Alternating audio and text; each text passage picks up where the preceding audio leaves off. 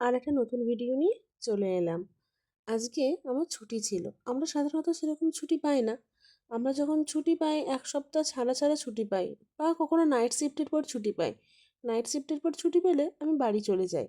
আর ছুটি পেয়েছি এখন, আবার কখন ছুটি পাবো কোনো তো সেরকম ঠিক নেই। হয়তো ছুটি পাবো না। আবার সামনে আমাদের পিকনিক, শীতকাল পড়ে গেছে মানে সব জায়গায় পিকনিক স্টার্ট হয়ে গেছে। আমাদের সামনে পিকনিক আছে।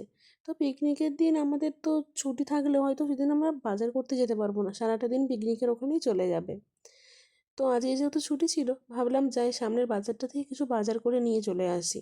আজকে বেশি দূরে যাওয়া হয়নি, কারণ ভাবলাম যে সামনের বাজারটা থেকে বাজার করে নিয়ে চলে আসলে বাকি টাইমটা রুমে রেস্ট করা যাবে।